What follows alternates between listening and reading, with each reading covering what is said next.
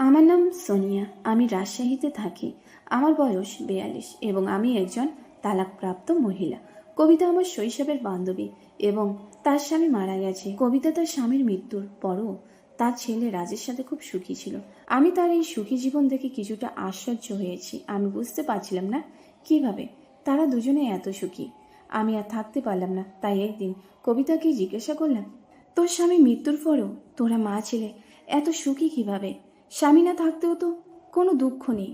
কবিতা বলল, আমি তো আর আমার স্বামীকে ফিরিয়ে আনতে পারবো না, তাছাড়া রাজ তোর সাথেই আছে। আমি বললাম, রাজ আচ্ছা ঠিক আছে, কিন্তু রাজ তো আর তোর স্বামীর অভাব দূর করতে পারে না। কবিতা বলল, না, রাজ আমার সমস্ত অভাব দূর করে দেয়। ওর মুখ থেকে এমন কথা শুনে আমি হতবাক হয়ে গেলাম। আমি সরাসরি তাকে জিজ্ঞাসা করলাম, তুই তোর সমস্ত চাওয়া পাওয়া বিষয়ে কি করিস? কবিতা বলল, তোর কাছে কি গোপন করব? রাজি এখন আমার সব কিছু। আমি নিঃশব্দে তার দিকে তাকাতে লাগলাম।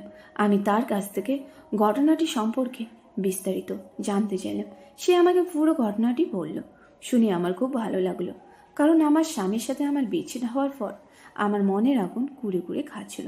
আমি ভাবলাম, আমারও একটি ছেলে আছে, আমিও তো কবিতার মতো করতে পারি, তবে কিভাবে এসব ঘটবে? আমি এই নিয়ে ভাবতে থাকি এবং কবিতাকে মনের কথা বলি। কবিতা শুনে আমাকে বেশ কয়েকটি উপায় বলল, তবে উপায়গুলো এত সহজ ছিল না।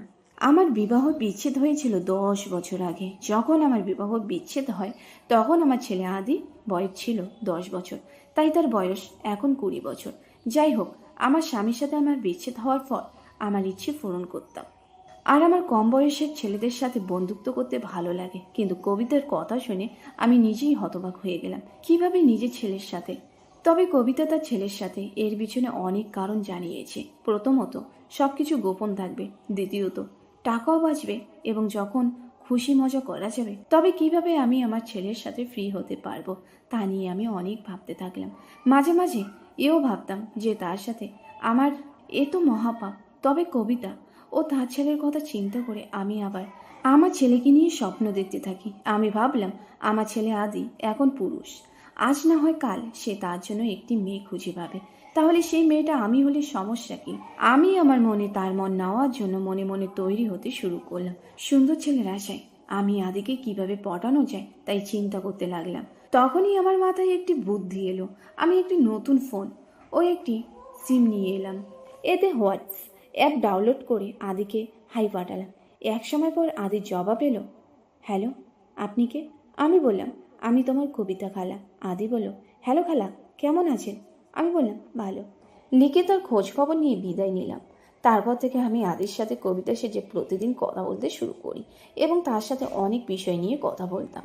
একদিন আমি আদিকে হ্যালো বলে সাথে সাথে আমার চ্যাট করা বন্ধ করে দিয়ে তাকে আমার ঘরে ডাকলাম। এ কারণে সে কবিতার জবাব দিতে পারেনি, মানে সে আমাকে কোনো উত্তর লেখেনি। আমি তার সাথে কিছুক্ষণ কথা বললাম এবং কিছু সময় পর সে চলে গেল। ঘরে গিয়ে আমাকে তার উত্তর দিল। আদি লিখল, হ্যালো। আমি লিখলাম, এত সময় তুমি কোথায় ব্যস্ত ছিলে? কি কোনো বান্ধবীর সাথে ছিলে নাকি? আদি বলল, না মাসি, আমার কোনো বান্ধবী নেই। আমি বললাম, মিথ্যে বলো না। আদি বলল, সত্যি খালা, আমার মায়ের কসম। আমি বললাম, সে তোমার মা, কোনো বান্ধবী না যে এভাবে তার কসম দিচ্ছ। আদি বলল, দুঃখিত খালা। আমি বললাম, ঠিক আছে। আমার ছেলে জানতো না যে সে তার মায়ের সাথে কথা বলছে। তারপর আমি তাকে কবিতা খালা হিসেবে জিজ্ঞেস করলাম, আচ্ছা, তুমি কি ধরনের মেয়ে বন্ধু চাও? সে বলতে চাইল না, বরং লজ্জা পেয়ে বলল, আরে খালা, আপনি কেমন প্রশ্ন করছেন? আমি বললাম, তুমি লজ্জা পাচ্ছ কেন? তোমার কি মেয়ে বান্ধবীর দরকার পড়ে না? আমার ছেলে তো তার মেয়ে বান্ধবী নিয়ে আমার বাড়িতে আসে, তারা তো আমার সামনে মজা করে। এ কথা শুনে সে আমার সাথে কিছুটা ফ্রি হয়ে গেল। তখন সে বলল, খালা, আমার এখন আসলে কোনো বান্ধবী নেই, তবে কিছু মেয়ে অবশ্য আমাকে পছন্দ করে, কিন্তু আমি তাদের পাত্তা দেই না। আমি বললাম, কেন? তাদের কাউকেই তোমার পছন্দ না? তাহলে কি তুমি অন্য কোনো মেয়েকে চাও?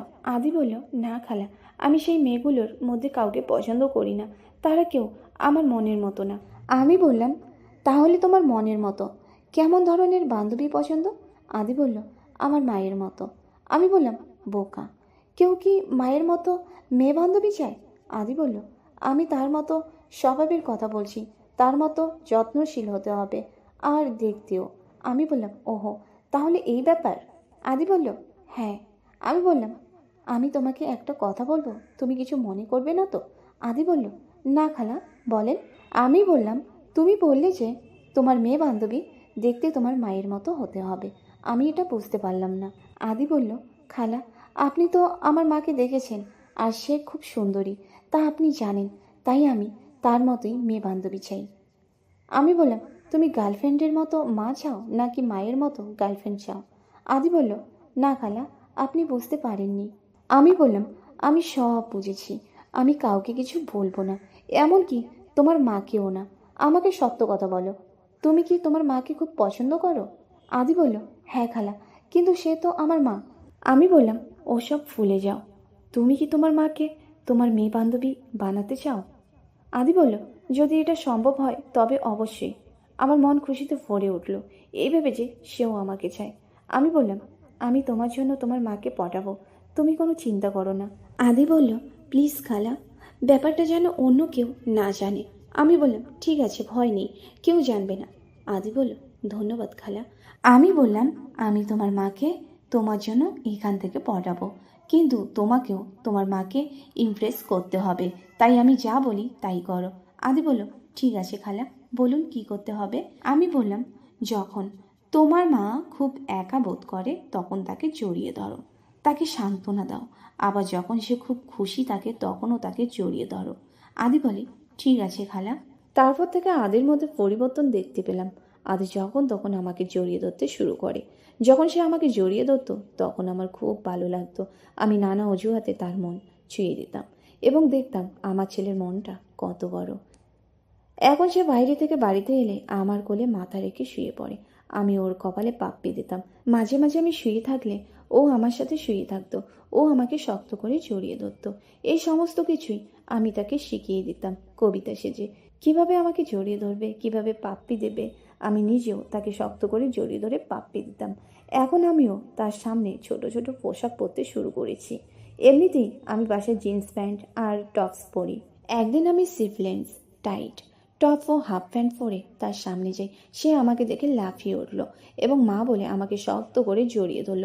ওই সময় আমি কিছু একটা অনুভব করলাম। আমি নিজেই ওর হাত আমার সাথে রেখে চেপে ধরলাম। ও আমাকে জড়িয়ে ধরল। আমি তাকে জিজ্ঞেস করলাম, এই পোশাকে কি সত্যিই আমাকে সুন্দর লাগছে? আদি বলল, মা, তোমাকে মল্লিকা শিওরাতের মতো দেখাচ্ছে। তুমি যদি আমার গার্লফ্রেন্ড হতে। আমি বললাম, পুরো কথাটা না। আদি বলল, তাহলে তোমায় পাপ্পি দিতাম। আমি তার কথা হেসে ফেললাম আর তাকে জড়িয়ে ধরলাম। আমি ওকে আমার বুকের সাথে জড়িয়ে নিয়ে ওর গালে পাপ্পি দিলাম। সেও আমার কোমরে হাত রেখে আমার আরও কাছে টেনে নিচ্ছিল। আমি ওর মনটা আমার কাছে পরিষ্কার বুঝতে পারছিলাম। তারপর 2 দিন পর ছিল আদির জন্মদিন। আমি ভাবলাম আজ আদির সাথে মনের মিলন করতেই হবে, তাই আমি নিজেকে প্রস্তুত করলাম। রাত 12টা। আমি আদির ঘরে গেলাম এবং তাকে জন্মদিনের শুভেচ্ছা জানিয়ে তাকে জড়িয়ে ধরে তাকে আমার ঘরে নিয়ে এলাম। আদি আমার ঘরের সজ্জা দেখে অবাক হয়ে গেল। সে আমাকে বলল, মা, তুমি কি আমার জন্য এইসব করেছো? আমি বললাম, হ্যাঁ, আমি আমার ঘর সাজিয়েছি, বকেক এনেছি এবং 1 বোতল ওয়াইন, 1 বোতল হুইস্কি এনেছি। আমি তাকে স্নেহের সাথে পাপ্পি দিয়ে বললাম, আমার ছেলে এখন বড় হয়ে গেছে, তাই আমি তার জন্য সব কিছু করতে পারি। এসো এখন কেক কাটি। সে কেক কাটলো। আমিও পাশে দাঁড়ালাম। সে কেক কেটে আমাকে খাওয়ালো। সে আর আমি 1 পিস কেকের অর্ধেক করে খেলাম। তারপর আমরা একে অপরকে জড়িয়ে ধরলাম। তারপর আমি তাকে বিছানায় বসিয়ে মদের বোতল খুলে 1 পেগ বানালাম। আমি 1 পেগ নিয়ে তার কাছে গেলাম। আমি তার কোলে বসে বললাম, শুভ জন্মদিন আদি, এটা তোমার জন্য। সেও আমাকে নিজের কোলে নিয়ে বলল, থ্যাঙ্কস মা, তুমি খুব ভালো। বলেই সে প্যাক শেষ করে দিল। আমি বললাম, কেমন লাগলো? আদি বলল, খুব ভালো। আমি বললাম, তোমার এই দিন কে বিশেষ করে তুলল? আদি বলল, তুমি মা। আমি বললাম, তোমার বান্ধবী কেন করলো না? আদি বলল, তুমি জানো না মা, আমার কোনো বান্ধবী নেই। আমি বললাম, সত্যি করে বলো, তুমি কী রকম বান্ধবী চাও? আদি বলল, সত্যি বলবো? আমি বললাম, হ্যাঁ বলো। আদি বলল, তোমার মতো বান্ধবী চাই। আমি বললাম, আমার মতো নাকি আমাকেই চাও? প্রথমে সে চুপ হয়ে তারপর আমার দিকে তাকাতে লাগলো। আমি বললাম, আদি, একটা গোপন কথা বলবো। সে অবাক হয়ে আমার দিকে তাকিয়ে বলল, হ্যাঁ মা বলো। আমি বললাম, তুমি যার সাথে চ্যাট করতে সে তোমার কবিতা খালা না? সে হতবাক হয়ে বলল, মানে? আমি ওকে পাপ্পি দিয়ে বললাম, সে আমি। সে খুশি হলো এবং আমায় পাপ্পি দিতে লাগলো আর আমাকে শক্ত করে জড়িয়ে ধরলো। তারপর দুজন দুজনকে নিয়ে ব্যস্ত হয়ে পড়লাম। বন্ধুরা, আমি তোমাদের ভাষায় বলতে পারবো না এটা আমাকে কতটা আনন্দ দিয়েছিল। এমন করে আমার স্বামীও এত ভালোবাসা দেয়নি যা আমার ছেলে আজ আমাকে দিচ্ছে। তো বন্ধুরা, গল্পটি ভালো লাগলে অবশ্যই একটি করে লাইক করে দেবেন। আর যারা এখন চ্যানেলটি সাবস্ক্রাইব করেননি তারা অবশ্যই চ্যানেলটিকে সাবস্ক্রাইব করে দেবেন। ধন্যবাদ।